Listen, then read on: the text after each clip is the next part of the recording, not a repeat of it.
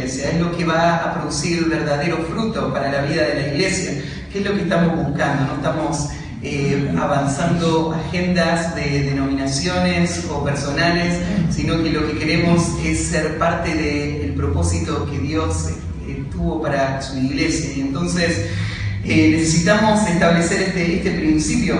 Y quiero que volvamos a Efesios capítulo 4 y vamos a ver lo que nos queda del capítulo en los minutos que tenemos.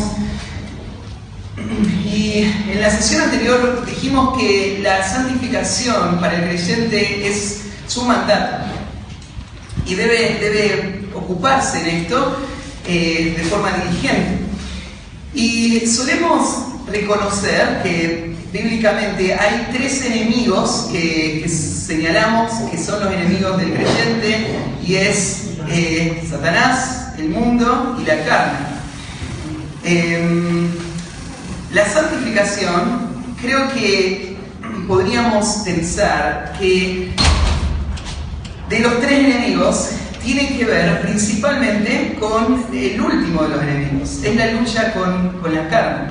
Y quiero dar algunas ideas más para entender esta batalla a la que nos enfrentamos. Los tres enemigos son enemigos que constantemente están acechando y están afectándonos, pero el enemigo de la carne es tal vez el más peligroso de los tres. Vos decís, ¿por qué? Es que en toda guerra, si vos pensás en los espías que hacen un trabajo silencioso, su trabajo tiene un resultado muchas veces que vemos con poca dimensión. Pero estos espías infiltrados atrás de las líneas enemigas son los más peligrosos, porque una cosa es enfrentar a los enemigos que vos podés definir, ver, a los que tenés al frente de la línea de batalla, pero los que están atrás tuyo, los que están en medio tuyo, estos enemigos tienen una oportunidad de hacer mucho daño. La lucha contra la carne es esto, es luchar con un enemigo infiltrado. Hoy hablamos, por ejemplo, de los deseos y la forma como los deseos operan adentro tuyo. Pero cuando te das cuenta que este es a lo que te vas a dedicar, a luchar contra tu propia carne, ¿cómo detectás esto? Este enemigo se esconde, no está a la vista, te engaña tus sentidos, engaña tu mente, y está todo el tiempo operando dentro tuyo, y es el enemigo que más daño puede causar. Por eso la lucha contra el pecado del corazón no es otra cosa que la batalla por conquistarse a uno mismo. La batalla por conquistar estos deseos de los que hablábamos antes y traer la vida interna, el corazón, a la obediencia a Cristo. Yo decía antes que para muchos creyentes esto no es una práctica. Y viven una vida bastante ingenua en cuanto al pecado que les controla y les dirige, y bastante ingenua en cuanto al pecado que está a su alrededor. Y esto lleva a muchos problemas. Pero creo que la sorpresa más grande se va a enfrentar al final de toda esta vida. Cuando enfrentemos al Señor y nos damos cuenta por todo, y ahí todo salga a la luz. Y el Señor, como les mencionaba en 1 Corintios capítulo 4, saque a luz lo oculto de las tinieblas y manifieste las intenciones de los corazones. Y entonces cada uno recibirá su alabanza del Señor. En ese momento el Señor, que ve todas las cosas, Él sí va a pesar las acciones en base a las intenciones. Ya no solo lo que el mundo alabó, ahora lo que Él evalúa del corazón. Y por eso para el pastor la batalla con su propio corazón tiene esta presión de pensar que todo lo que Él es y todo lo que Él hace un día va a ser puesto sobre la balanza. Algunas de las cosas que mencionaba antes en cuanto a la lucha contra el pecado, que quiero volver a enfatizar, es que tenemos que afirmar una y otra vez que la batalla contra el pecado tiene dos realidades que conviven juntas. Por un lado, ese pecado que mora en mí, ese viejo hombre, la Biblia lo trata como algo que ya perdió todo su poder. La Biblia lo trata como algo que está muerto. Leemos, por ejemplo, en textos como en Romanos 6:6, que dice: sabiendo esto, que nuestro viejo hombre, que es de lo que estamos hablando ahora, fue crucificado juntamente con él, para que el cuerpo del pecado sea destruido, a fin de que no sirvamos más al pecado. En pasajes como este, lo que entendés es que todo eso viejo ya murió. Es lo que dice Colosenses capítulo 4, ¿no? Dice, si habéis resucitado con Cristo, buscad las cosas, el capítulo 3, ya se me acuerdo. Buscad las cosas de arriba, donde está Cristo sentado a la diestra de Dios. Poned la mira en las cosas de arriba, no en las de la tierra, porque habéis muerto y vuestra vida está escondida con Cristo en Dios. Esto es categórico, ¿no? Ustedes ya están muertos, ya murieron. ¿Y qué está diciendo Pablo ahí? Esto no es algo simbólico, es algo real. La muerte del creyente es tan real que cuando vos lees, por ejemplo, en 2 de Corintios, capítulo 5, y te habla de la nueva criatura que somos, ¿no es cierto? Y el pasaje que sigue dice, bueno, de modo que si alguno está en Cristo, nueva criatura es, las cosas viejas pasaron, todas son ellas nuevas. El pasaje que sigue te dice, bueno, de tal manera que si a alguien conocimos según la carne antes, ya no le conocemos más. Mira, fue tan drástica la muerte del creyente y tan real la muerte del creyente que lo que Pablo está imaginando sería, imagínate que vos recibiste a Cristo, te convertiste, el Señor te regeneró, al día siguiente viene tu compañero. ¿Qué haces, Juan? ¿Por qué no salimos y hacemos algo esta noche? Y vos lo mirás y le decís, espera, ¿te conozco? Y él te mira y dice, ¿te volviste loco? ¿Qué te pasa? Soy yo. ¿Qué? ¿Juan? No, tengo una mala noticia. Juan murió. Me estás tomando el pelo, que Juan murió, te estoy viendo, estás acá, frente mío. No, Juan murió. Yo ahora soy otra persona. De esta manera está diciendo, bueno, si a alguien conocemos según la carne, ya no le conocemos. La vida tuvo un vuelco drástico. Yo morí. Moría todos mis planes, moría todos mis objetivos, moría toda mi vida que antes fue gobernada por mis deseos. Todo eso murió. Y ahora hay una nueva vida. Esto no es algo a lo que aspirar, esto es una realidad. Es algo que pasó en el momento de nuestra conversión. Morimos. Entonces, en la lucha con el pecado hay una realidad, es que esto es algo terminado. Pero a la vez, tenemos los pasajes como el que acabo de leer, o el pasaje paralelo de Colosenses, capítulo 3, versículos 9 y 10, paralelo al de Efesios, capítulo 4, que dice: no mintáis los unos a los otros, habiendo despojado del viejo hombre con sus hechos y revestidos del nuevo, el cual, conforme a la imagen del que lo creó, se va renovando hasta el conocimiento pleno. Se va renovando, conforme al que lo creó, se va renovando hasta el conocimiento pleno. Entonces tenés un hecho terminado y a la vez un proceso. Él se va renovando. Esto es la santificación. Y esto es a lo que nos dedicamos. Siendo que es real lo que sucedió el día de nuestra conversión, entonces ahora respondemos a eso en actividad de santificación, en obediencia a ese mandato. Despojarse del viejo hombre, renovar en el espíritu de nuestra mente y revestirnos del nuevo hombre. Bueno, leamos los versículos que vamos a mirar en los próximos minutos, porque lo que hace Pablo ahora es, desde el punto de partida anterior, lo que estudiamos antes, el proceso de santificación, ahora parte de ahí con el versículo 25. Por lo cual, esto tiene que hacerse muy práctico en la vida de la iglesia. Por lo cual, desechando la mentira, hablad verdad cada uno con su prójimo, porque somos miembros los unos de los otros. Si paramos en un paréntesis solamente, esa expresión, los unos a los otros, aparece 2 veces en este pasaje. Y lo que da a entender es que el ámbito en donde va a suceder la santificación es principalmente en el ámbito de las relaciones, los unos a los otros. Y acá, termina el primer concepto, y ahora va el segundo, versículo 26. Airaos, pero no pequéis, no se ponga el sol sobre vuestro enojo, ni deis lugar al diablo.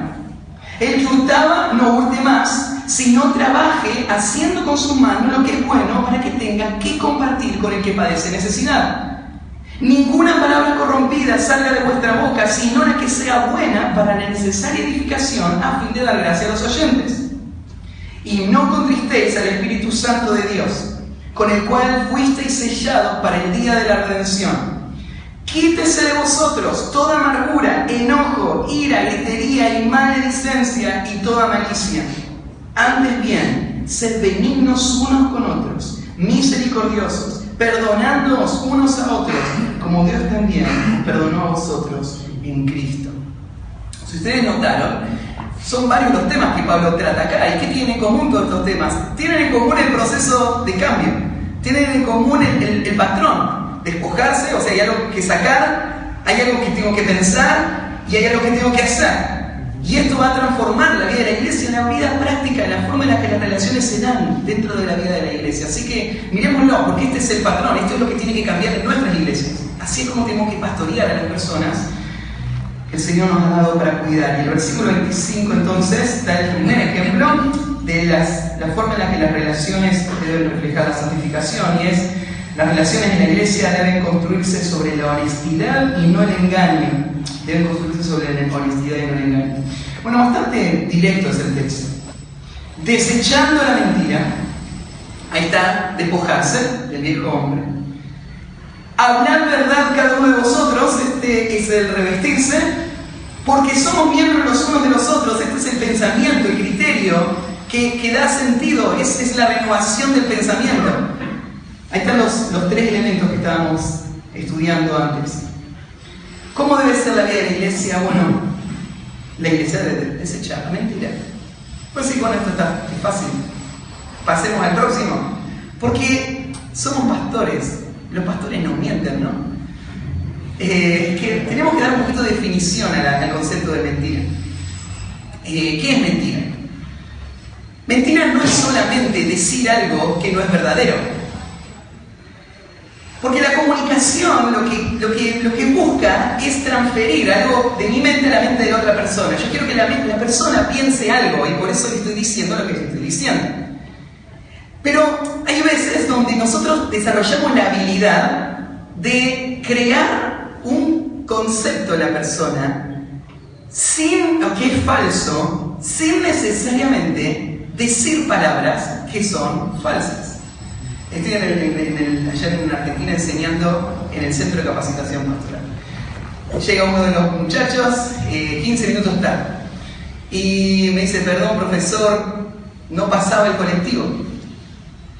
No hay problema, llegaste tarde, hubo un imprevisto. Y es verdad, no pasó el colectivo en los primeros minutos que le estuve esperando. Lo que él no me dijo es que él salió de su casa media hora más tarde de lo que usualmente sale.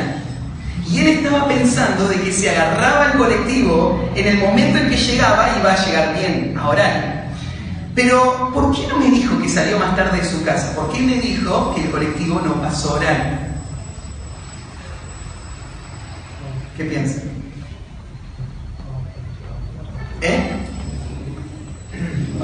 La verdad.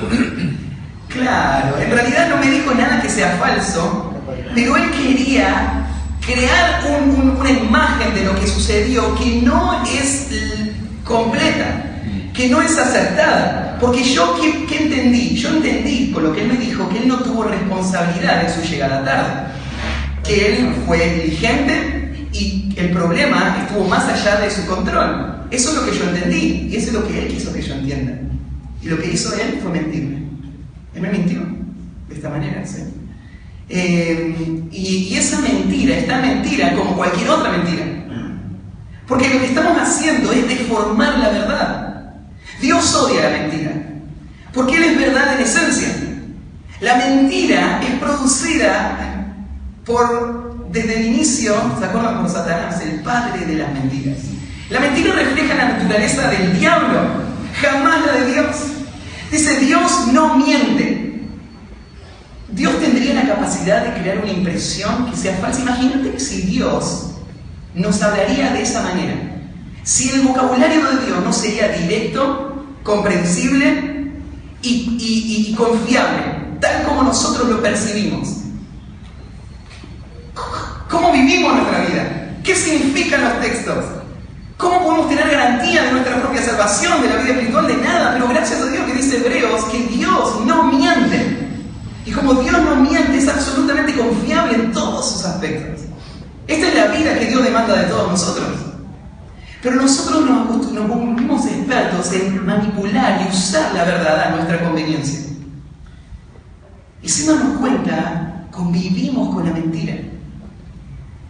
Una iglesia que se acostumbra a la hipocresía, a relaciones superficiales que no son honestas y abiertas, es una iglesia que tiene una sentencia de muerte. Es una iglesia que no va a sobrevivir, una iglesia que no va a crecer. Pero esta es la norma de las iglesias. Las iglesias de los cristianos son expertos en apariencia. Es lo que dice Juan, Primera de Juan, capítulo 1. ¿Se acuerdan que en Primera de Juan habla de cómo se detectan falsos creyentes? Juan aún se incluye a él como apóstol, usando el pronombre personal en primera persona, diciendo: si aún nosotros dijéramos y haríamos, seríamos. ¿Viste? ¿Se acuerdan ahí en 1 Juan capítulo 1? Y en un momento Juan dice: si decimos que no tenemos pecado, vamos a buscarlo. Miren el 1 Juan capítulo 1. Pues yo cito los textos, pero a veces mirarlos te refresca mejor la mente, y también me ayuda a mí a decirlo bien como va y no inventar palabras. Dice 1 Juan capítulo 1,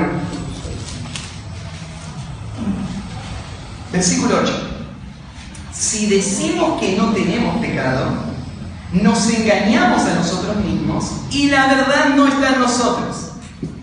Lo que dijo anteriormente es, él pintó primero el cuadro del creyente que dice, o de la persona que dice tener comunión con Dios, pero anda en tinieblas. Juan dice: eso es imposible, porque todo el evangelio depende de un gran principio. Dios es luz y no hay ninguna tiniebla en él. El versículo 5, Juan dice que eso fue el corazón del evangelio que ellos predicaron, los apóstoles. ¿Qué predicaron? ¿Qué anunciaron? Dios es luz y no hay ninguna tiniebla en él. Siendo que Dios es luz y no hay ninguna tiniebla en él, por lo tanto, entonces, si alguien dice que tiene comunión con Dios y camina en tinieblas, peripateo en tinieblas, él miente. Él no tiene comunión con Dios, pero si andamos en luz. Sería el primer ejemplo de la persona que abiertamente vive en pecado. El segundo ejemplo que da Juan es otra persona. Es la persona que disimula su pecado y genera una apariencia de no pecado. Él mismo se dice a él que no tiene pecado y eso es lo que quiere que los otros crean también en cuanto a él. Esta persona es otra de las personas que no entendieron la gracia, que no experimentaron la conversión aún. Porque la verdadera naturaleza del creyente es una naturaleza que es muy consciente de su pecado y que responde al pecado con honestidad. Pero ¿cuántos creyentes hoy tratan así su pecado? ¿Cuántos de estos lo tenemos en las iglesias, no? Que dicen que no tienen pecado. Bueno, no lo dicen públicamente, pero es la forma que se conducen. ¡Qué terrible aquel hermano! ¿Cómo va a hacer eso? Y de repente su expresión da a entender de que no hay muchas personas. Tu pregunta, ¿y cómo va, hermano? ¿Todo bien? Todo bien.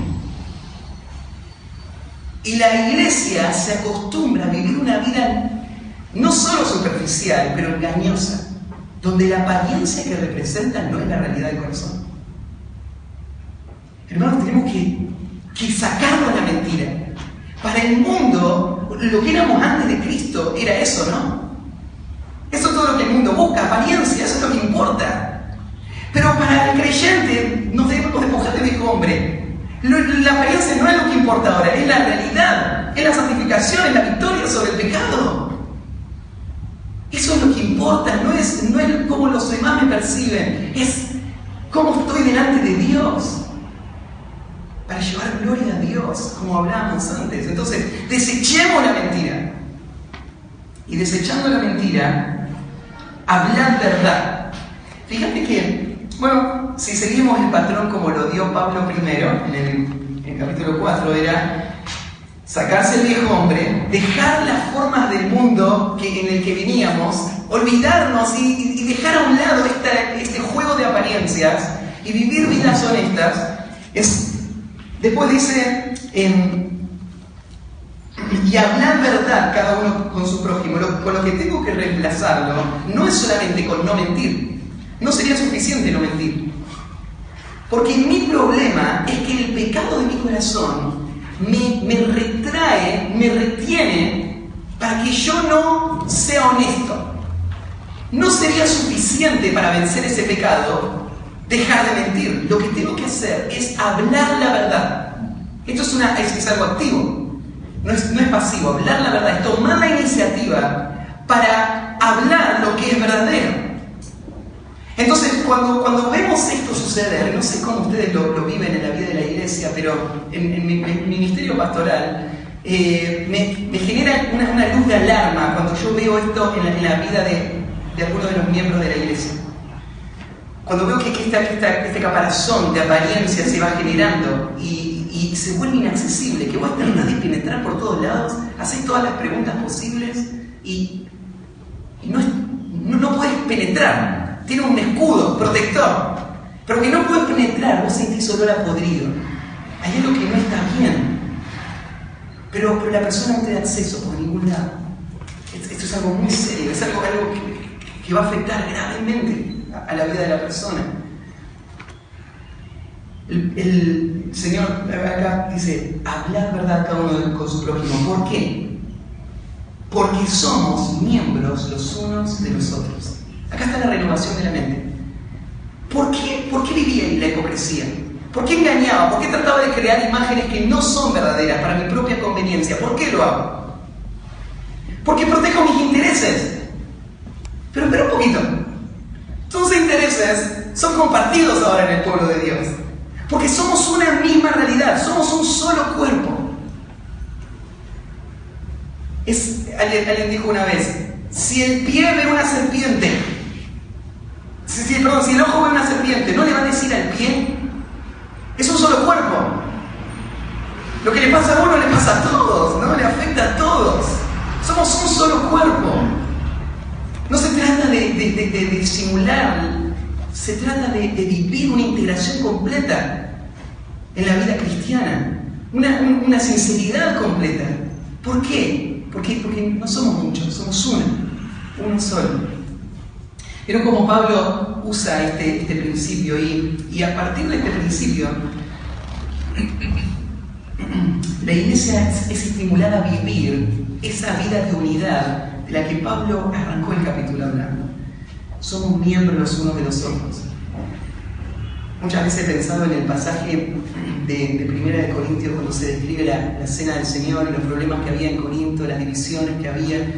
Y Pablo, la forma en la que les confronta con las enfermedades y algunos que habían muerto por el pecado.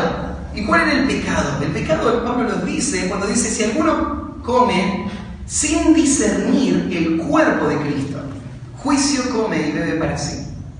La explicación técnica de Pablo sobre cuál es el pecado que estaba afectando a la iglesia es esa, es simple. Ellos estaban pretendiendo una comunión personal con Dios sin ver el cuerpo de Cristo. ¿Cuál es el cuerpo de Cristo que esta iglesia no estaba discerniendo? Eran sus hermanos. Claro, eso es el capítulo 11 de 1 Corintios. El capítulo 12 no te deja duda de cuál es el cuerpo de Cristo, ¿no? Porque el tema de los dones explica todo el tema del cuerpo. El cuerpo son ellos. Lo que está diciendo Pablo no es que si yo pequé en la semana no puedo venir a tomar la cena del Señor. Eso no es lo que está diciendo Pablo. Lo que está diciendo Pablo, es más, ningún creyente tiene la libertad de no tomar la cena del Señor. En ningún pasaje se nos advierte o se nos dice que no tomemos la cena del Señor. El texto justamente dice lo opuesto, y beba así de la copa, y coma del pan. Este sigue siendo el mandato, el creyente lo tiene que hacer. Lo que no puede el creyente es hacerlo de una forma individual, sin vivir la vida colectiva del cuerpo. Porque el creyente no es salvado de forma individual. Él es salvado por estar en Cristo. Fuera de Cristo no hay salvación. Y en Cristo es esto, es el cuerpo de Cristo. Y el creyente tiene que pensar en función de cuerpo. Si alguien no está pensando en función de cuerpo, está bajo juicio. Este es lo que Pablo está advirtiendo a esta iglesia. Entonces, lo que está diciendo acá en Efesios es esto mismo. No mintamos los unos contra los otros. Hablemos verdad, porque somos un mismo cuerpo. Vivamos la realidad del cuerpo. Esto no es opción. No es opción. Cuando un hermano dice, no, yo estoy bien con Dios, solo que no estoy yendo a la iglesia. Hay un problema con este hermano. Porque si él come y bebe, o sea, si él pretende una relación individual con Dios, sin la vida de cuerpo, sin discernir el cuerpo, entonces hay graves problemas. Y por eso es que la cena del Señor se practica regularmente, porque fuerza a la iglesia a vivir la unidad. No para que deje de tomar la cena del Señor, sino porque sabe que en 3 días tengo la cena del Señor. Yo tengo que tomarle la cena del Señor, pero tengo que discernir el cuerpo de Cristo, así que más vale ir y arreglar lo que hay que arreglar. Porque sin discernir el cuerpo de Cristo no se puede hacer. Entonces, así como se vería en el caso, por ejemplo, de la mentira, fíjense el segundo concepto. Primero, la iglesia, las relaciones dentro de la iglesia deben estar basadas en la honestidad y no en el engaño. El segundo, las relaciones dentro de la iglesia deben estar construidas sobre la ira santa. Las relaciones dentro de la iglesia se deben construir sobre la ira santa. El texto se lee así: airaos, o es un imperativo pasivo, que es una construcción un tanto extraña. Podríamos leerla: permitiros airaos. Algo así sería la forma como habría que traducirla. Porque airarse no está en voz activa, como algo que él hace, sino algo que le sucede, pero algo que tiene que ser sucedido. Pero lo interesante del verbo es el imperativo, ¿no? Airaos, dice el texto. No está diciendo pueden airarse, sino deben airarse. Airaos, pero no pequéis. Lo que tenemos en el texto no es una explicación de cómo sería posible airarse, sino es una instrucción de una forma de ira que el creyente debe experimentar. Es una ira sin pecado. ¿Qué es esto de la ira? Bueno, igual que la mentira, hablábamos recién, necesita definición la ira, porque la ira en sí misma es amoral, no es ni buena ni mala, ¿no? Porque vemos a Dios airado. En Dios la ira no es pecado, ¿no? ¿Por qué no es pecado en Dios la ira?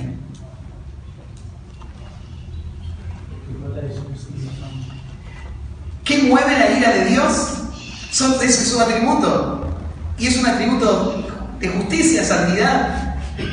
La ira de Dios no es caprichosa, no es impredecible, es constante, es predecible perfectamente, porque Dios siempre va a responder de esa forma equilibrada y justa sobre el pecado. Y esta es la ira. Dios dio al hombre el responder en ira. Pero lo que pasa es que, como todo lo demás que fue pervertido por el pecado, la ira está afectada por el pecado. Y lo que mueve la ira usualmente en las personas es el pecado. Ahora, el mandato, como está en este imperativo, no tengo otra forma de entenderlo que una orden. El creyente tiene que airarse. Pero, ¿qué es esto del creyente tiene que airarse? Creo que uno de los problemas de la iglesia hoy es que no vive suficientemente con la ira de Dios. Porque la iglesia se ha vuelto complaciente con el pecado. La iglesia o los creyentes responden en ira basados en pecados. Y el pecado en sí no les provoca ira. El creyente no se enoja contra su propio pecado y no responde contra el pecado como debería hacerlo. Y el texto lo que está guiando al creyente a hacer es a vivir de esta forma activa en la ira santa. Airaos, pero no pequéis. La próxima frase: no se ponga el sol sobre vuestro enojo. El enojo del creyente contra el pecado no tiene que mantenerse. El creyente tiene que actuar sobre el pecado. El problema, creo que hay dos problemas en cuanto a la forma en la que la iglesia interactúa con el pecado. El primer problema es que la iglesia convive con el pecado y se siente cómoda. No reacciona, no hace nada en contra del pecado. Este es un problema. Otro problema es que la iglesia se molesta, sabe que está el pecado, pero no lo corrige. No es intencional, no es activa. Y esto se mantiene por meses. El pecado ahí adentro de la iglesia afectando, pudriendo toda la iglesia. Y es lo que va a decir más adelante: ni den lugar al diablo. Esta es la puerta abierta para que el diablo destruya la vida de la iglesia. Airaos, pero no pequéis, no se ponga el sol sobre vuestro enojo. El tercer principio: el que hurtaba, no hurte más, sino trabaje haciendo con sus manos lo que es bueno, para que tenga que compartir con el que padece necesidad. De nuevo están los tres elementos, ¿no? Tenés el viejo hombre que hurtaba. Despojado al viejo hombre, no hurte más. Si no trabaje, acá hay algo con que reemplazar el hurto. Y termina dando el corazón del hurto. Dice que tenga que compartir con el que padece necesidad. Es el propósito de todo este mandamiento. Lo que va a hacer el consejero cristiano es guiar a esta persona que había, antes de Cristo, vivido para sí misma. Antes de Cristo, la forma en la que piensa el incrédulo es mirando a su alrededor a las personas como los objetos para ser usados para sus propios fines. Así es como vivía antes. No podemos ahora hacer la actividad religiosa y manteniendo este fin. El problema está más profundo. El problema no es solamente el hurto. El problema es lo que define acá, el que tenga que compartir con el que padece necesidad. Esa expresión es la que te muestra cuál es el corazón del hurto. El corazón del hurto es esta persona que ve en los demás esa oportunidad para beneficiarse. Y entonces el remedio para el hurto es lo opuesto. Es hacer lo que sea justo. Tiene que ver con la forma de trabajo, para que tenga que compartir con el que padece necesidad. Fíjense, ejemplo tras ejemplo, va mostrando cosas que la iglesia está expuesta todo el tiempo. Estas cosas son las que Pablo está dando como ejemplo para que veamos que hay mucho trabajo para hacer. En la vida de la iglesia hay mucho que tenemos que trabajar para que se reviertan todos estos patrones, estas formas de conducta que vienen de la vieja vida, que son parte del sistema de este mundo y que ahora vengan bajo la obediencia a Cristo. El versículo 29, próximo principio: ninguna palabra corrompida salga de vuestra boca, sino la que sea buena para la necesaria edificación, a fin de dar gracia a los oyentes. Y no contristéis al Espíritu Santo de Dios, con el cual fuiste sellados para el día de la redención. Ahí el ejemplo ahora son las palabras. De nuevo, ¿qué es lo que no tiene que pasar? La iglesia no tiene que permitir estas palabras. Ninguna palabra corrompida salga de vuestra boca. Esta palabra corrompida no se refiere a solo malas palabras. Se refiere a cualquier palabra que es contraria a lo próximo que va a decir. Cualquier palabra que no produce edificación, sino que produce destrucción. Ninguna sea de vuestra boca, sino la que sea buena para la necesaria edificación, a fin de dar gracia a los oyentes. Este sería con qué reemplazarlo. Sería no solamente cuidar lo que sale de la boca, en no dejar que salgan palabras corrompidas, sino en planear lo que va a salir de la boca, planeando las palabras que van a edificar. Y las palabras que van a edificar son las que se deben hablar. Versículo 31 sería el último principio: quítese de vosotros toda amargura, enojo, ira, gritería, maledicencia y toda malicia. Antes bien, sed benignos unos con otros, misericordiosos, perdonándoos unos a otros, como Cristo también os perdonó a vosotros en Cristo. Este sería el equilibrio. Todo este principio tiene que ver con las relaciones construidas sobre la bondad. Y notan ahí, por ejemplo, que está el enojo de nuevo. El enojo que apareció en el versículo 26. Hay un mandato a enojarse en el versículo 26. Y en el versículo 31 tenés un mandato a no enojarte. ¿Y qué está pasando acá? Tenemos dos ideas contradictorias. Es que recién explicamos, ¿no es cierto?, a qué se refiere el versículo anterior. El enojo al que se refiere es el enojo santo. Es la reacción de un creyente sobre el pecado. es la forma en la que el creyente no se va a moldar, sino que va a trabajar insistentemente para que el pecado sea vencido en él y en los que le rodean. En el versículo 31 lo que se está refiriendo es al pecado en mí que produce estas cosas. Quítense de vosotros la amargura, el enojo, la ira, la gritería, la maledicencia y toda malicia. El contraste, antes bien, ser benignos unos por otros, misericordiosos, perdonando unos a otros como Dios también os perdonó a vosotros. Qué tremendo este último concepto al final. Perdonándoos unos a otros como Dios también os perdonó a vosotros en Cristo. Creo que esto, en primer lugar, lo que nos enseña es que no puedo dar gracia si primero no experimenté la gracia de Dios. Hay una razón por la que nosotros nos cuesta ser pacientes y serviciales con el pecado de los que nos rodean. ¿Y saben cuál es la razón? No somos suficientemente intencionales con la lucha con nuestro propio pecado. Hay un sentido de justicia propia que se genera en nuestro corazón. Nosotros sentimos de que de alguna manera estamos a otro nivel. Nosotros miramos como ese fariseo hacia abajo al pecador y decimos, gracias Señor, porque no soy como este publicano. Y como no soy como este publicano, me molesta este publicano. Me molestan los pecadores de mi iglesia. ¿Cuánto cambiaría nuestra relación con los pecadores de nuestra iglesia si nosotros nos veríamos como el primero de todos los pecadores? Perdonándoos unos a otros como Cristo os perdonó a vosotros. Es esa conciencia constante de la gracia de Dios que permite que puedas perdonar. De este pasaje se desprende un concepto teológico también sumamente amplio. Hay un debate dentro del mundo de los consejeros cristianos en cuanto al tema del perdón. Y el debate tiene que ver justamente con este concepto. Ahí, por ejemplo, no sé cuántos han leído a Jay Adams. Es un consejero cristiano que ha tenido un impacto tremendo en nuestra era de la consejería moderna, cristiana, tal como la usamos hoy. Es un referente conservador, recomendable en muchísimos sentidos. En este punto, Jay Adams, por ejemplo, entiende que el perdón tiene que ser tal como Dios nos perdona a nosotros. Siguiendo esta línea, ¿cómo fue el perdón de Dios a nosotros? Bueno, el perdón se completa para nosotros cuando nosotros nos arrepentimos, confesamos nuestros pecados y en ese momento somos perdonados.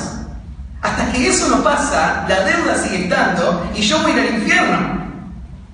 Entonces el perdón de Dios se completa en ese momento. Por lo tanto, en el consejero cristiano, en esta línea de pensamiento, el perdón que nosotros damos a otro es también en esta manera. Cuando la persona se arrepintió, confesó su pecado y abandona su pecado, en ese momento entonces yo perdono a la persona. Este es el consejo o la forma en la que hoy creo que la mayoría de los consejeros cristianos están aconsejando. El perdón requiere que la otra persona responda en arrepentimiento para que se complete todo el perdón. Pero creo que esto falla en entender un aspecto clave en cuanto al perdón de Dios. Creo que entender el perdón de Dios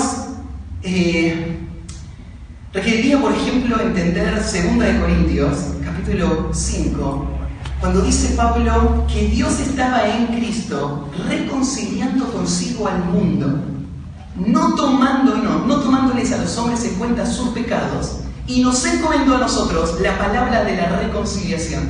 Sin meternos en un debate teológico, ¿a qué se refiere que Dios estaba reconciliando al mundo?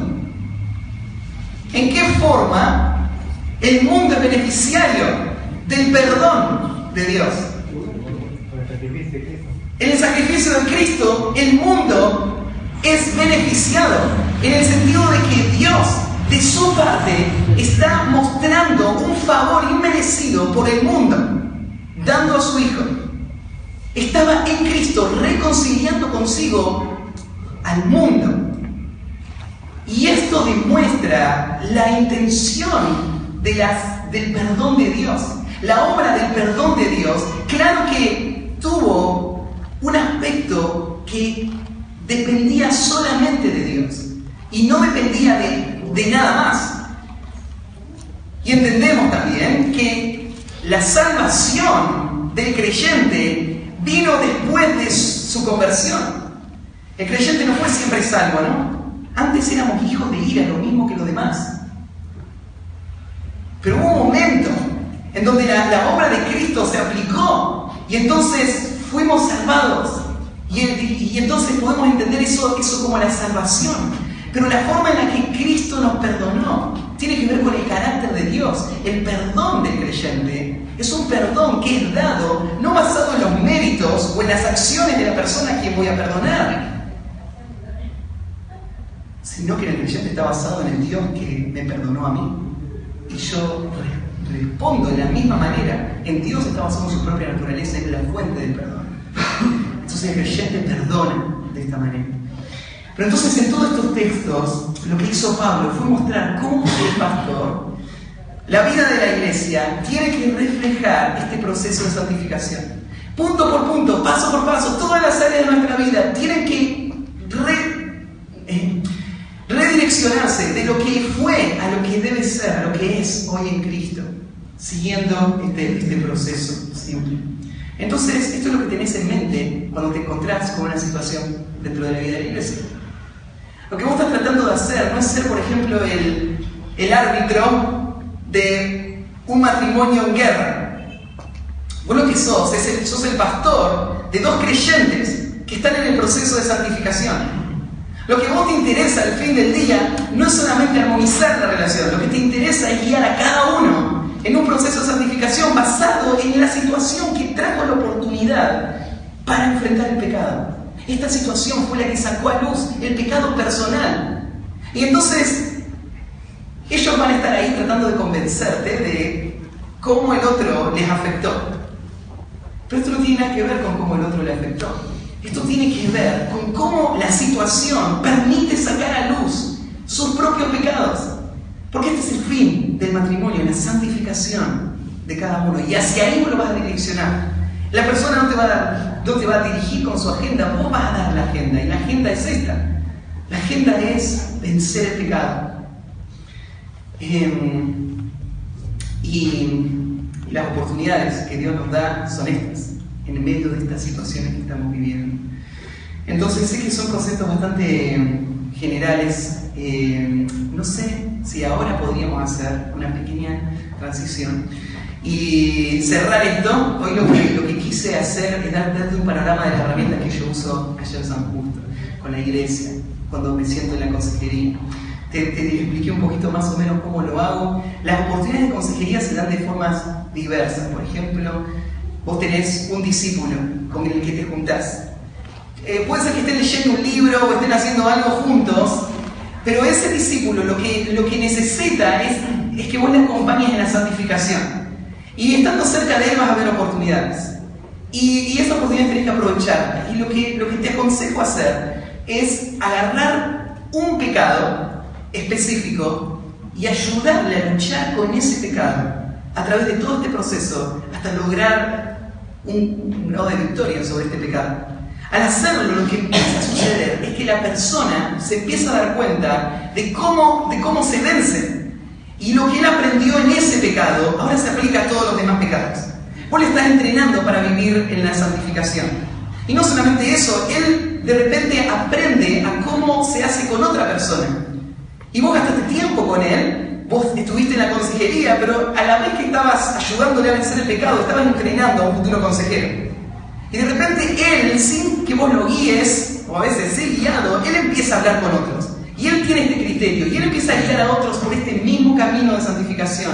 Y en la iglesia se empieza a desarrollar una cultura de lucha con el pecado, de santificación. Nosotros allá, yo uso una herramienta en la iglesia, cada vez que empiezo una consejería con alguien, lo primero es un cuadernix.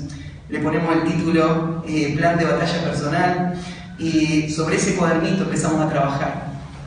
Y voy avanzando por este proceso con cada persona. A veces llega una situación difícil, no con una persona con la que tengo una relación constante, sino con una persona que necesita auxilio.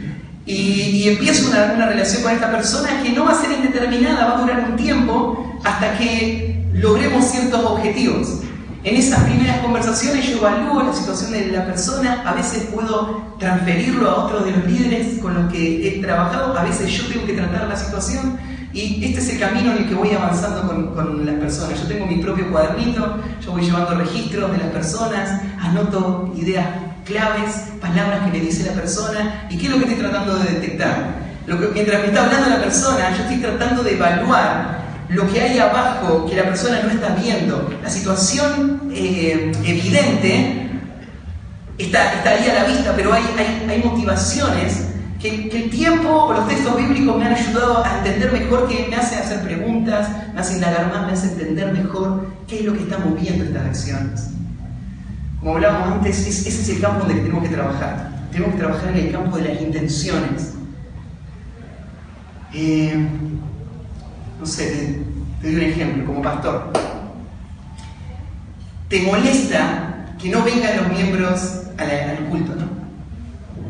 Es más, estás sentado el día de la cena del Señor y no te puedes concentrar porque estás pensando en todo lo que no llegaron todavía. Estás molesto, ¿no es cierto?, por esta situación. Y claro, obviamente tiene que estar las personas en la iglesia, ahí necesitan escuchar la palabra de Dios, pero ¿se te ocurrió alguna vez preguntarte por qué esta es la forma en la que mi corazón reacciona? ¿Qué está moviendo el enojo? Podría ser que la presencia de estas personas acá de alguna manera impacta mi propia imagen de mí mismo o lo que otras personas piensen de mí. Podría ser que yo tengo planes para esta iglesia que se van a frustrar si las personas no vienen. Podría ser que las personas que ven mi ministerio ponen cierta presión sobre cómo mi ministerio se debería ver. Tal vez es gente que me sustenta, o es gente, compañeros de ministerio, ¿no es cierto?, que están haciendo otras labores, y entonces lo que me molesta no es la irresponsabilidad de la persona. Es lo que dice Santiago en el capítulo 4. ¿De dónde vienen las guerras y los pleitos? ¿No son de vuestras pasiones que combaten en vuestros miembros? Y de repente vos estás enojado, estás mirando el pecado de tu hermano, pero ¿sabés dónde tendrías que estar mirando? Tu propio pecado. Porque al fin del día, esta iglesia, el Señor te puso para pastorearla, pero ¿sabés qué va a hacer también el Señor a través de esta iglesia? Va a usarla para tu santificación. ¿Qué es el fin real? Glorificarse a sí mismo por medio de una iglesia santa, incluyendo al pastor, ¿no? En medio de esas relaciones, en medio del pecado de otras personas. Y a mí me molesta el pecado de otra persona. Pero ¿qué tal si damos la vuelta y miramos de qué manera el pecado de otra persona saca a luz mi propio pecado? Porque mi pecado yo no lo puedo justificar en otra persona, porque Jesús dijo, no hay nada en el cuerpo, en que entra al cuerpo que contamina al hombre. Es lo que sale del hombre lo que contamina al hombre. Jamás vos podrías decir, no, yo le hablé mal a mi esposa porque ella no me hizo esto o ella hizo lo otro. Porque el pecado tuyo es tuyo. No hay ninguna otra explicación. Salió solo de tu corazón, no fue traído de ningún otro lado. Lo que pasó con tu esposa fue solamente la circunstancia que lo sacó a luz. Y esa es la santificación. Es escarbar en las motivaciones. ¿Por qué siento así? ¿Por qué actúo así? ¿Por qué dije lo que dije? Y la palabra de Dios va a ir sacando la luz. Si yo busco al Señor y soy sensible a su palabra, bueno, son algunas cosas que se me vienen a la mente. Quiero abrir un ratito.